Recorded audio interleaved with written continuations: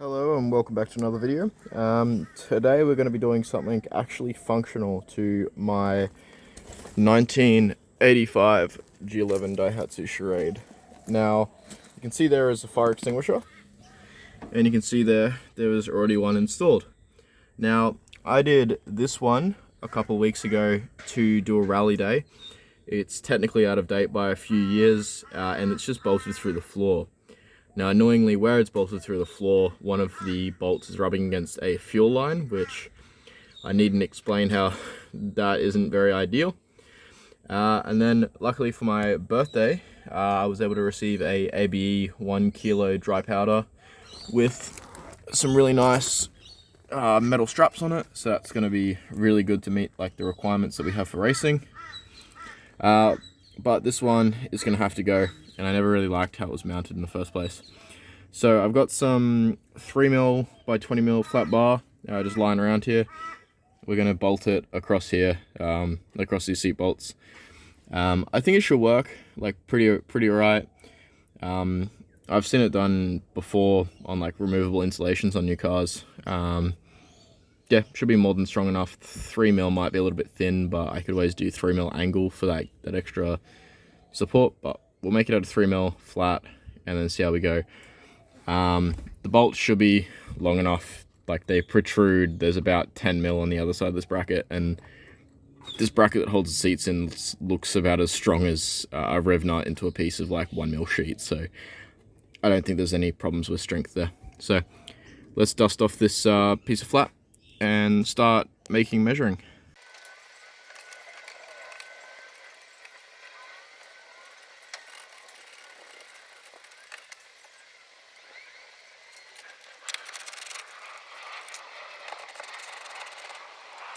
Just going to measure across the flats of the bolts.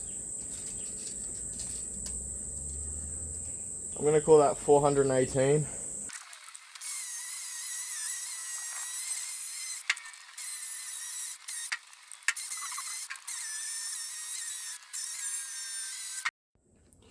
Right, back in the Fortress of Dreams. The distance between the bolt holes was 418. Bolts that we're going to use are 10mm.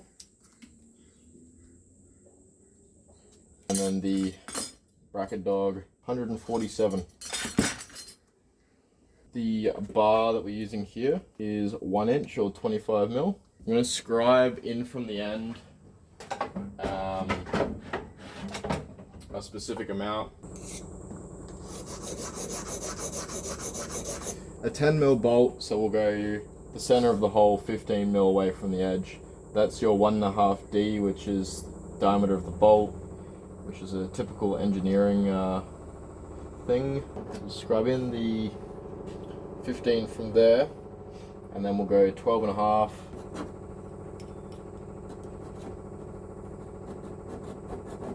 That.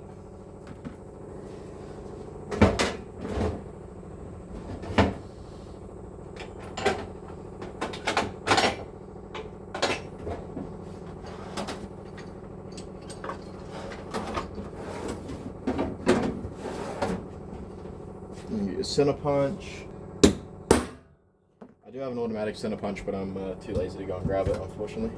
And then using a ruler that's over 300mm in length, obviously.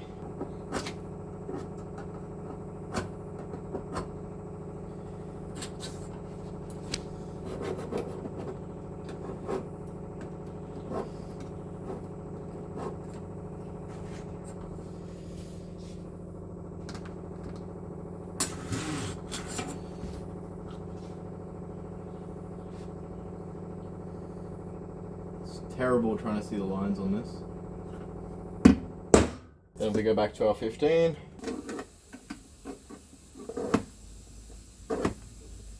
Now that gives us a line to cut against.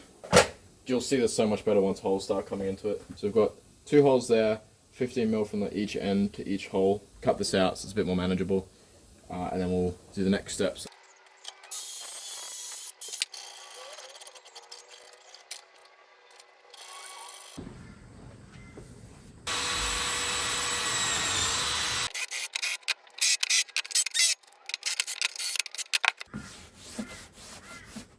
So I brought you in a little bit closer so you can hopefully see a bit better. So half of 418 is going to be 29. My scribe. Now, if I was smart, I would have done this at the very start, but yeah, oh well. Another thing that you could do too is just put that down and position it until it kind of looks right. That's another way of doing it, but we like to do stuff properly. So overall, we're at 450, which is the 420 plus the 15 on each side ish. So I could use that as a guide too. So 450, half of 450 is 225. I don't actually have a Sharpie down here to make that any clearer, I'm sorry. 73 and a half. So maybe you can see there, we've got a hole punched there. It looks off center, but if I bring this one, the 12mm from the bottom, it's just below, and the 12mm from the top, it's just above. It might be a little bit high, but so sorry about the flickering if you can see that. It took me a little bit of a while to get it to something that I'm even remotely happy with. I'm probably going to sand a little bit more off camera. Then we'll take it outside. We'll sand it off and paint it. And I'm going to paint up the little holes that I drilled in the extinguisher bracket just to stop them like rusting, just as peace of mind. But yeah, you kind of get the general idea. I toyed around with maybe putting holes all the way along here for lightness, but I just don't want this to be too flimsy. It's got to hold, well, it's a 1 kilo fire extinguisher that weighs maybe 2 kilos, so it needs to hold 25 times that. So this needs to hold 50 kilos in the event of a crash.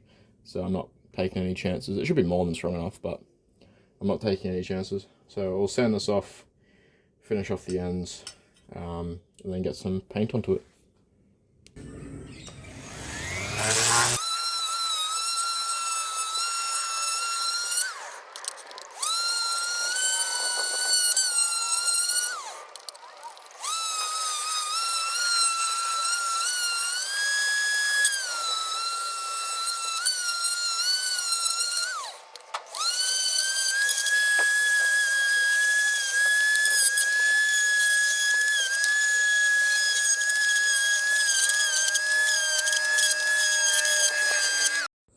Alrighty, for primer I'm using a Wattle Kill Rust Heavy Duty. Some people might do a phosphate treatment, like a rust converter below this.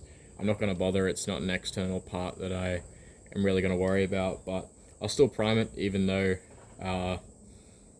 Kill Rust doesn't really need a primer anyway, but we'll do it. And so if you're anything like me and you're in Australia and it's pretty warm, ambient temperature in the air is about 28 degrees right now, maybe even more in the sun, you can do a tack coat, which is like a light dusting that I've just done there, and then you can come back with like a heavy, not a completely like opaque coat, but let it flash off, which is really quick here, and then come back and do a second coat so it actually sticks properly.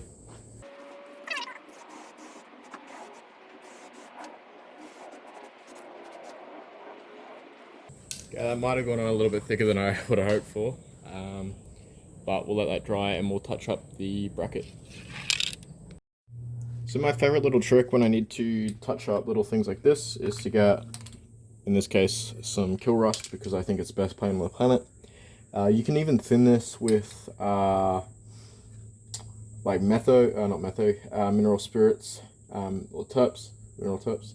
They say like to clean it up with that, so that's probably what you'd use. Like, get yourself a bottle cap. You wipe everything down with some like degreaser and stuff beforehand, and then get your spray paint, boom into the cap, get a tiny little hobby brush that you'd paint like models with or something.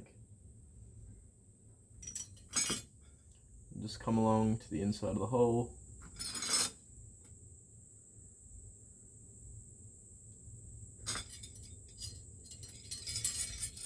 And paint it up. And so this bottle cap will try to flash off really quick, so that's why you might find it handy to thin. But if you put a decent coat on like that, and it lets it, like it just wicks around the hole, touch up stuff very easily in a color, or you know, if you painted something and then you wanted to come back after a few months and touch it up, just spray it into a bottle cap. It works plenty well. I was hoping to use the same black that I used before, but we're going with a pewter color that I've used on the car before. The black can has since like clogged up. It's like almost a full can, and I used it like once. The nozzle looks clean, but it's just not coming out. So I'm gonna paint it like this weird grey color. It's not my preference, but it's almost the color that I want to paint the car anyway. So like.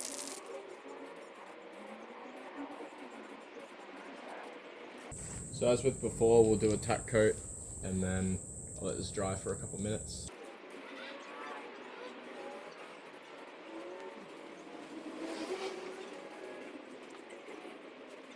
I think too, by doing a couple of little coats, you might be able to get away with like less runs, etc. Oh, butterfly. Might be able to get away with less runs, but I'm gonna go stick this in the sun, I think. Maybe by tomorrow we could bolt it all up. So I'll see you then. So it's the next day. It's cooled down amazingly. The paint is almost dry after leaving it 24 hours. It's a epoxy enamel, and it is an old spray can, so it is still slightly sticky. Nothing, maybe a heat gun or an oven couldn't speed up. I've got the bracket bolted up. It is a little bit annoying because the paint is still a bit tacky. First things, I probably could have used that bolt hole there. That would make a bit more sense because I'm noticing this bolt hole is slightly on the bend of the bracket, but it comes together nice. I've got some stainless steel M6 button head bolts and some nylocks on the back of it with washers, of course. Now, when I got this fire extinguisher, I know it's a bit of a funny thing, but it was installed like that in the bracket. However, the bracket also has this cutout on the front, which seems to fit perfectly into the like regulator and nozzle of the front of the fire extinguisher. So I think that's the way I'm going to mount it, which would then dictate the way I'm going to mount this in the seats. So we'll head over to the car. I've got the seat bolts, and we'll install it. So if for whatever reason you actually have a G11 charade, you would know that the inner seat mount, it has like a little lip on it in the sheet metal kind of design that doesn't allow a bar to sit perfectly flat across it. So in that case, you're going to have to massage it with a hammer like I have off camera. I'm thinking the way this bracket looks, the hooky bit's bigger at the bottom, so I'll mount it across the seats like this. So moment of truth, see if my measurements all lined up, and I'll get this installed.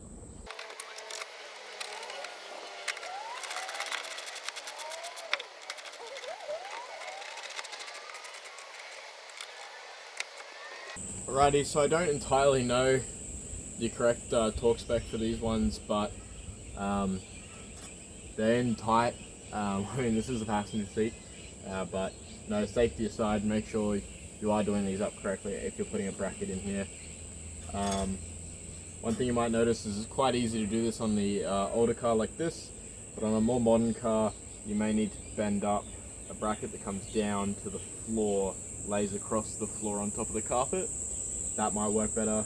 I know my Hyundai i30, you would have to do it that way, and there are brackets that you can buy to do it like that. But this one works out really well. That's super solid, and I have no doubts that will be able to hold in emergency. And the latches are at the top, so I should be able to flick them with the thumb. But let's get the fire extinguisher in, and I'll show you what it's like from the driver's side. So here we are in the driver's position. Say you're driving along and I need to get to the fire extinguisher for whatever reason. It's just as simple as reaching down here, these two with the thumbs, pick it up, and there's your fire extinguisher. So I hope you enjoyed this video, and if you're thinking about how to put a fire extinguisher in a car, how you could do it in a Daihatsu Charade shipbox by any chance, maybe. I hope this gives you a bit of an idea on how to do it. It doesn't take much, and for the safety, I mean, a 1 kilo won't do much. I think most places say just let your car burn if it catches on fire, but at least it's something. It'll keep you safe, it gives you peace of mind, and as a Motorsport Australia participant in their competitions, I need a up to around a 1 kilo fire extinguisher, I think, for the class and competitions that I run in. So this is actually mandatory, but also I guess it means that I have a race car now, having safety equipment. But anyway, I think that's enough waffling. Hope you got something out of this. Cheers for watching, and we'll see you on the next one.